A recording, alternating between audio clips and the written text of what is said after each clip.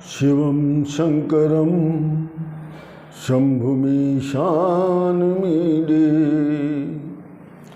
आज ज्योतिर्लिंग की कथा के क्रम में आज दूसरा ज्योतिर्लिंग श्री मल्लिकार्जुन ज्योतिर्लिंग के विषय में मैं वर्णन करने जा रहा हूँ। मल्लिकार्जुन ज्योतिर्लिंग की कथा श्री गणेश जी और कार्तिकेय जी के विवाह से संबंधित है। कार्तिकेय जी का कहना था कि मैं सबसे बड़ा यानी मैं गणेश जी से भी बड़ा हूँ, अतः मेरा विवाह पहले होना चाहिए। गणेश जी का कहना था कि प्रत्येक पूजा अनुष्ठान में मेरी पूजा सर्वप्रथम होती है, इसलिए मैं बड़ा हूँ, इस कारण मेरा विवाह पहले होना चाहिए। ये विवाद, ये तर्क कुछ अधिक बड़ा रूप ले लिया था। तब माँ पार्वती जी ने शंकर भगवान से इस विवाद, इस तर्क का निस्तारण करने के लिए निवेदन किया। ये लोगों का कथन है। ये कथन ये कलियुग में जो किंवदंतियाँ चलती हैं, ये उससे संबंधित हैं। अब मैं आपको शिव महापुराण और स्कंद पुराण से संबंधित श्री मल्लिकार्जुन जी की कथा का वर्णन करने जा रहा हूँ। माँ पार्वती जी कहती हैं कि हे भोलेनाथ, हमारे पुत्र विवाह के योग्य हो गए हैं, अतः इन दोनों पुत्रों का विवाह किसी उत्तम रीत से करना चाहिए। माँ पार्वती जी कहती हैं, खणमुखश्च प्रियतमो गणेशस्य तथैव च इति चिंता समुद्दग्नो लीलानंदो बभूवतः। पार्वती जी कहती कि हे नाथ, जिस प्रकार से खड़मुख अत्यंत प्रिय है, खड़मुख अर्थात कार्तिकेय भगवान, जिस प्रकार से कार्तिकेय अत्यंत प्रिय हैं, उसी प्रकार से गणेश भी मुझे अति प्रिय हैं। अतः हे नाथ, कार्तिकेय और गणेश जी दोनों बड़े हो गए हैं, विवाह के योग्य हो गए हैं। और ये बातें कार्तिकेय और गणेश जी अपने माता पिता से जो वार्तालाप हो रहा था, उसको वो सुन रहे थे। दोनों पुत्रों ने भी अपनी सहमत प्रदान किया। तदिच्छया विवाहात् बभूवतुरयो। दोनों पुत्रों ने कहा, मैं विवाह करूंगा। दोनों पुत्रों के इस विवाद को सुनकर जगत के अधिपति विस्मित हो गए कि किस प्रकार से कार्तिकेय और गणेश जी के विवाह विधि से इनको कैसे बांधा जाए, कैसे संपन्न किया जाए, इसके चिंतन करना आवश्यक हो गया। तो भगवान शिव जी को चिंतन करना पड़ गया कि कैसे दोनों का विवाह हो, किसका विवाह पहले हो। ये एक सोचने वाली बात हो गई। चूंकि पुत्र के रूप में कार्तिकेय भगवान सबसे बड़े हैं और गणेश जी चूंकि कर्मकांड में सबसे आगे, उन पहले सर्वप्रथम उनकी पूजा होती है, इसलिए वो बड़े माने जाते हैं। आध्यात्मिक दृष्टि से गणेश भगवान बड़े माने जाते हैं और व्यवहारिक दृष्टि से कार्तिकेय भगवान बड़े माने जाते हैं।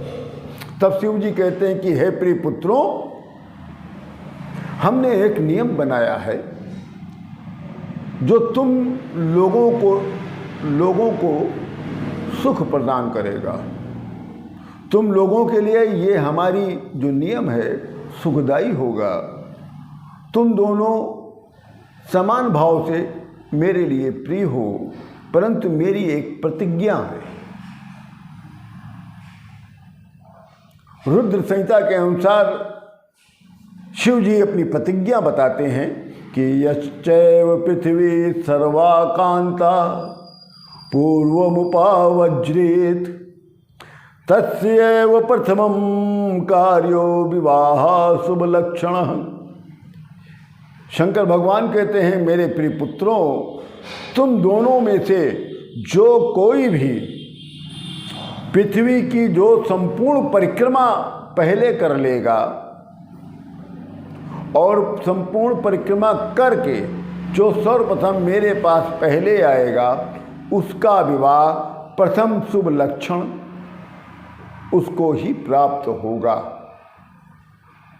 माँ पार्वती और पिता शिव जी की वचन को सुनकर महाबली कार्तिकेय भगवान प्रसन्न हुए और मन में सोचने लगे कि गणेश जी का जो शरीर है वो स्थूल है, अर्थात पेट उनका बड़ा है, पांव बहुत छोटे हैं, वो तेज तो हमारे तरीके दौड़ नहीं सकते और उनका वाहन भी मूषक राज है।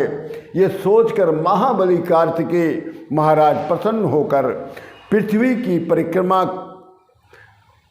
पहले मैं करके आऊँगा, ऐसा सोचकर वो प्रसन्न हो गए और पिता शंकर भगवान के प्रतिज्ञा के अनुसार उनको प्रथम विवाह का अवसर भी प्राप्त होगा। ये ऐसा उन्होंने सोचा।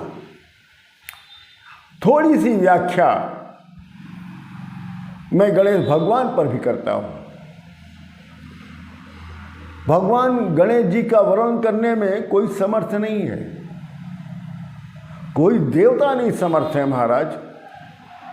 मैं तो एक तुच्छ प्राणी हूँ कि गणेश भगवान को मैं नमन करता हूँ। ओम गणनान्त्वं गणपति धूम हवामहे, प्रियणाम त्वां प्रियपति ग्वाम हवामहे, निधिनाम त्वा निधिपति ग्वाम हवामहे। अर्थात हे गणेश, तुम ही समस्त देवगणों में एकमात्र गणपति अर्थात गणों के पति हो। प्रिय विषयों के अधिपति होने से तुम प्रियपति भी हो और रिद्धि सिद्धि एवं निधियों के अधिष्ठाता होने से तुम निधिपति भी हो। अतः हम भक्तगण तुम्हारा नाम स्मरण, नामोच्चार और आराधना करते हैं। भगवान गणेश जी जो हैं सत्व, रज और तम, ये तीनों गणों के ईश हैं। गुणों के ईश ही प्रणव स्वरूप में वो ओम है। प्रणव स्वरूप ओम में श्री गणेश जी सदा स्थित रहते हैं। अतः ओम गणेश का प्रणवाकार मूर्ति है जो वेद मंत्रों में प्रारंभ में ही रहते हैं। गणेश पुराण के अनुसार ओंकार रूपी भगवान यो वेदादो प्रतिष्ठता यम सदा मन्यो देवा समन्ति इंद्रादयो हृदि। ओंकार रूपी भगवान उक्तस्तु गणनायक यथा सर्वेषु कार्येषु पूजेत सो विनायक। ओंकार रूपी भगवान जो वेदों में प्रारंभ में ही प्रतिष्ठित है, जिनको मुनि और इंद्रादि देवगण हृदय से ही स्मरण करते हैं, ओंकार रूपी भगवान गणनायक उनको ही कहा गया है। वे ही विनायक सभी कार्यों में अग्रणी रूप में ही पूजित हैं। महाबली कार्तिकेय भगवान ने सोचा कि श्री गणेश जी हमसे पहले पृथ्वी की परिक्रमा नहीं कर पाएंगे, अतः मेरा विवाह तो सर्वप्रथम पहले ही होगा। परंतु जो एक बात थी जो वो नहीं जानते थे कि उनका कोई शुभ कार्य पूर्ण नहीं होता जो शुरू में गणेश भगवान की वंदना ना करते हों। और कार्तिकेय भगवान ने यहीं पे एक गलती कर दिया कि वो पृथ्वी की परिक्रमा करने के पहले उन्होंने गणेश जी को नमन नहीं किया। तुलसीदास जी ने श्री रामचरितमानस को लिखने से पहले ही गणेश वंदना की थी। वर्णानामर्थ संघानाम रसानाम छंदसामपि मंगलानाम च करतारो वंदे वाणी विनायको जेहि सुमिरत सिद्धि होई गणनायक करिवर वदन करहु अनुग्रह सोय बुद्धिराशि शुभ गुण सदन। गणेश भगवान ही स्मरण मात्र से ही सभी असाध्य कार्य को सिद्ध कर देते हैं। क्यों? क्योंकि गणेश भगवान बुद्धि के देवता हैं। जैसे ही शंकर भगवान ने अपनी प्रतिज्ञा को प्रकट किया, वैसे कार्तिकेय जी ने बिना एक पल गंवाए पृथ्वी माता की परिक्रमा करने के लिए चल पड़े। और गणेश भगवान स्नानम कृत्वा, कार्तिकेय भगवान अपने पिता शंकर भगवान की प्रतिज्ञा को पूर्ण करने के लिए पृथ्वी की परिक्रमा करने के लिए वो निकल गए, परंतु गणेश भगवान क्या करने लग गए? स्नानम कृत्वा यथा न्यायम समागत्य स्वयं गृहम उवाच पितरम तत्र मातरम पुनरेसह। गणेश भगवान ने पहले शास्त्रीय विधि से स्नान किया, फिर अपने माता पार्वती और पिता परमेश्वर शंकर भगवान को नमन किया। फिर एक स्थान को उन्होंने साफ किया, उस स्थान को पवित्र किया। तदोपरांत एक वहाँ उस स्थान पर एक आसन लगाया। फिर गणेश भगवान अपने माता पिता के पास गए, कहे आसने स्थापिते हातृपूजार्थ भवतोरिह भवंतो संस्थितो तातो पूर्यताम में मनोरथा। हाथ जोड़कर माता पार्वती और पिता परमेश्वर शंकर भगवान से कहने लगे कि हे आदरणीय पूजनीय माता जी, पिताजी, एक पवित्र स्थल पर दिव्य आसन हमने लगा दिया है। आप दोनों लोग उस आसन पर बैठ जाएं और मेरी पूजा को ग्रहण करके मेरे मनोरथ को पूर्ण कर दें। पार्वती माँ और शिव जी उस आसन पर जाकर बैठ गए। गणेश भगवान ने माँ पार्वती और परमेश्वर शिव जी की पूजा किया है। तेनातु पूजितो तौ च प्रकांतो च पुनः एमं च कृतवान् सप्त प्रणामास्तु तथैव सः। तदोपरांत श्री गणेश जी ने अपने माता पिता को बारंबार नाम जपते हुए 7 बार परिक्रमा करके पुनः 7 बार प्रणाम किया है। तब गणेश भगवान कहते हैं कि हे माँ पार्वती जी, हे परम पिता परमेश्वर शिव जी, जिस प्रकार के वेदों, शास्त्रों तथा धर्म संग्रह शास्त्रों में बताया गया है, उसी विधि से मैं अपने माता पिता की पूजा की है। यहाँ पर मैं आपको एक ज्ञान की बात बता रहा हूँ। अपहायम गृहे यो वै पितरो तीर्थ मार्वजेत तत्से पापम तथा प्रोक्तम हनने चातयो अर्या। जो पुत्र अपने माता पिता को छोड़कर तीर्थ के लिए जाता है, दर्शन करने लिए अन्य नगर को जाता है और मातृ हत्या और पितृ हत्या जैसा उसे पाप लगता है। जो पुत्र अपने माता पिता को त्याग कर बिना उनके दर्शन स्थल पर जाता है, दूसरे नगर तीर्थ यात्रा पे जाता है, तो उसे मातृ और पितृ हत्या का दोष लगता है। पित्रोच पूजनम कृत्वा प्रकांति चा करोति यः तस्य वै पृथ्वी जन्म फलम भवति निश्चितम। जो पुत्र अपने माता पिता की पूजन और परिक्रमा कर लेता है उसे समस्त तीर्थों की फल की प्राप्ति हो जाती है तथा पृथ्वी माता के परिक्रमा का निश्चित फल की प्राप्ति हो जाती है। पुत्रस्यम चा महातीर्थम पुत्रोश्चरणं पंकजम अन्य तीर्थ तू दूरे वै गत्वा संप्राप्ते पुनः। माता पिता के चरण ही सबसे बड़ा तीर्थ बताया गया है। अतः माता पिता के चरण को जो प्राणी नित्य स्पर्श करता हो, सेवा करता हो, तो उसको समस्त तीर्थों की फल की प्राप्ति हो जाती है।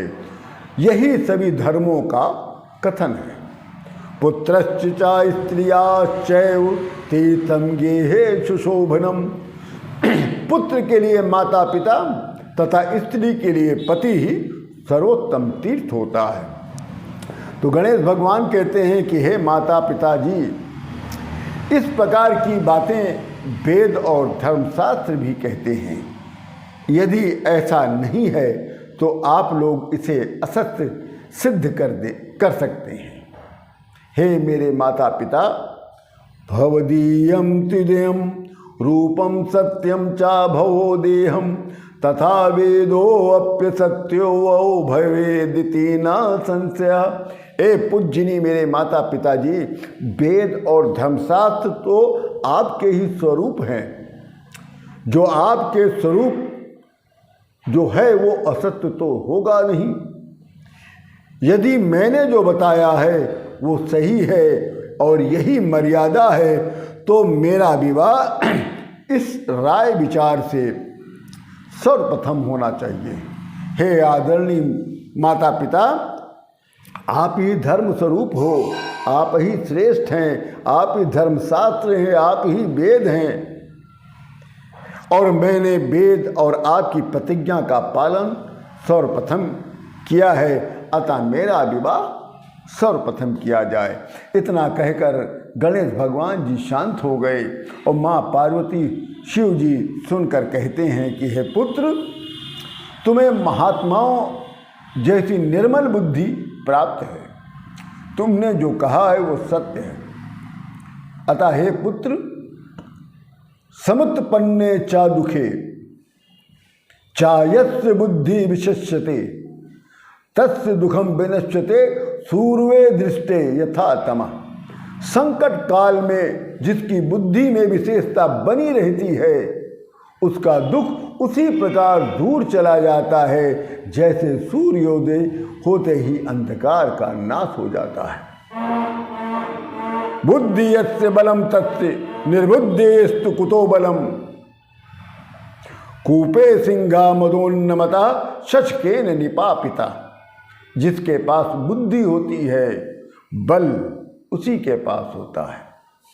जो बुद्धिहीन होता है उसके पास बल नहीं होता है, उसे बल कहाँ से प्राप्त होगा। बुद्धि के बल से एक खरगोश ने एक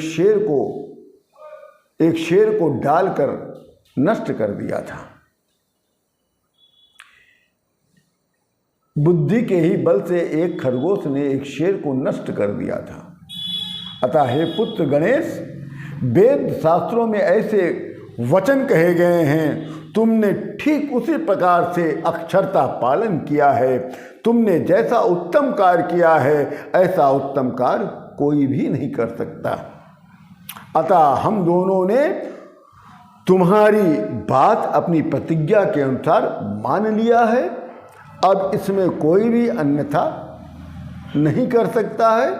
प्रतिज्ञा को श्री गणेश जी ने पहले ही माता पिता की 7 बार परिक्रमा करके वेद शास्त्रों के अनुसार पृथ्वी की परिक्रमा पहले ही कर लिया। अर्थात समझे, आप लोग नहीं समझ पाए, जैसे ही गणेश भगवान ने अपने माता पिता की 7 बार परिक्रमा किया था, वैसे ही संपूर्ण पृथ्वी की परिक्रमा पूरी मान ली गई।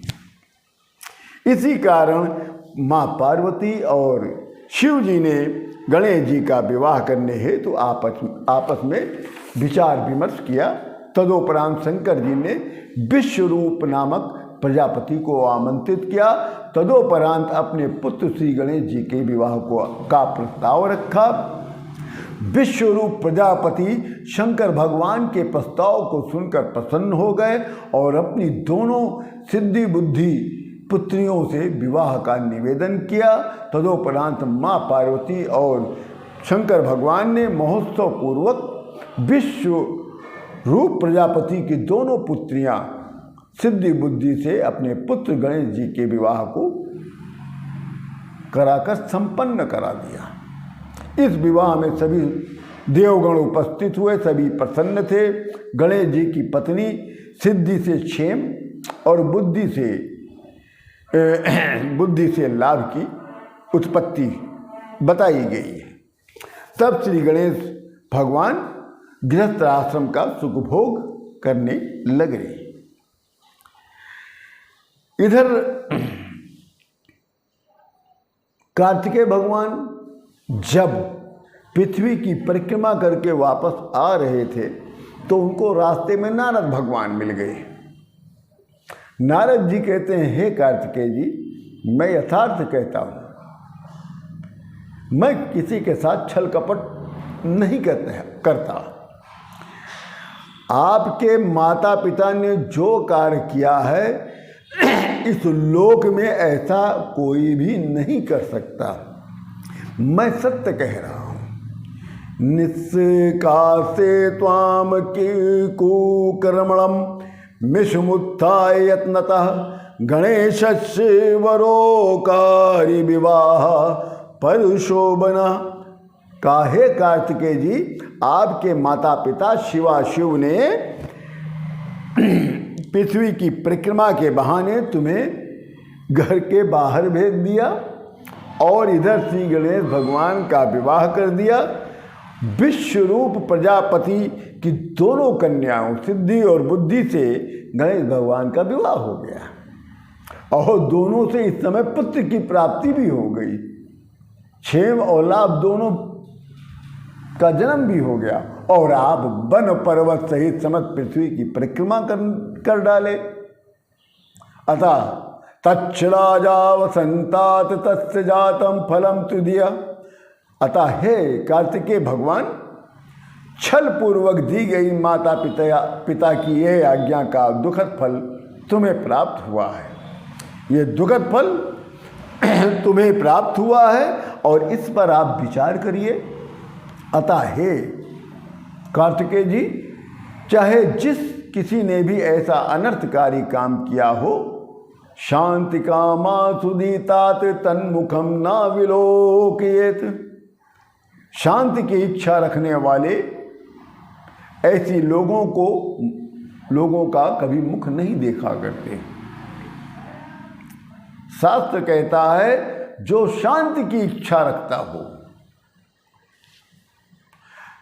ऐसे जो शांति की इच्छा रखता है ऐसे लोगों का कभी मुख नहीं देखना चाहिए। ये नीति धर्मशास्त्र की बात है।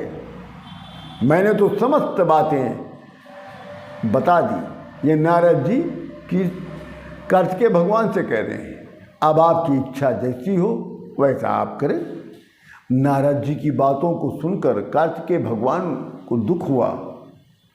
वो क्रोधाग्नि में जलते हुए माता पिता को वहीं से प्रणाम करके क्रौंच पर्वत पर चले गए।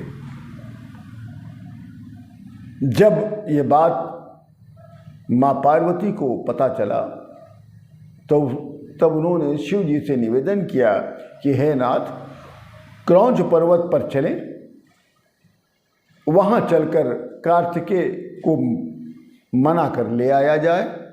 बारंबार निवेदन करने पर शंकर भगवान माँ पार्वती जी के साथ क्रौंच पर्वत पर गए। कार्तिकेय भगवान को जैसे ही पता चला कि माता पिता का आगमन हो रहा है, उनको और दुख की व्याप्ति हो गई। अपने माता पिता से फिर नाराज होकर कार्तिकेय भगवान 3 योजन दूर चले गए। माँ पार्वती सदाशिव जब क्रौंच पर्वत पर पहुँचे, वहाँ पर कार्तिकेय को नहीं देखा।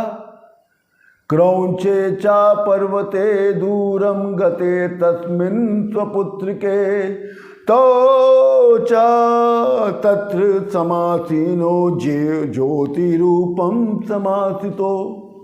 जब शंकर भगवान और माँ पार्वती जी ने अपने पुत्र कार्तिकेय को जब क्रौंच पर्वत पर नहीं पाया, तो वो पुत्र प्रेम में इतने विहल हो गए कि क्रौंच पर्वत पर ही दोनों माँ पार्वती और शंकर भगवान ज्योति रूप में ही स्थित हो गए। बताया जाता है कि पुत्र स्नेहातुरोतो वैश्यो पार्वणी दर्शनात् कुमारस्य स्वपुत्रस्य ही गच्छतः। पुत्र प्रेम के कारण माँ पार्वती और शंकर भगवान पुत्र कार्तिकेय जी के दर्शन करने के लिए अमावस्या पूर्णमासी के प्रत्येक पर्व पर क्रौंच पर्वत पर आते हैं। अमावस्या दिने शंभु स्वयं गच्छति तत्र ही। अमावस्या के दिन शंकर भगवान जी क्रौंच पर्वत पर कार्तिकेय के दर्शन करने हेतु आते हैं। और पौर्णमासी दिने तो पार्वती गच्छति ध्रुवम। और माँ पार्वती पूर्णमासी के दिन अपने पुत्र कार्तिकेय का दर्शन करने के लिए क्रौंच पर्वत पर आती हैं। तभी से ही तादिनम ही समारम्य मल्लिकार्जुन संभवम लिंगम च शिवसेकम प्रसिद्ध भुवंत्रये। तभी से मल्लिका ज्योतिर्लिंग के नाम से तीनों लोक में ये क्रौंच पर्वत पर माँ पार्वती और शंकर भगवान जो ज्योति रूप में स्थित हो गए थे, मल्लिकार्जुन ज्योतिर्लिंग के नाम से प्रसिद्ध हो गया। बोलिए मल्लिकार्जुन ज्योतिर्लिंग भगवान की जय। शिवम शंकरम शंभुमीशान मीडे।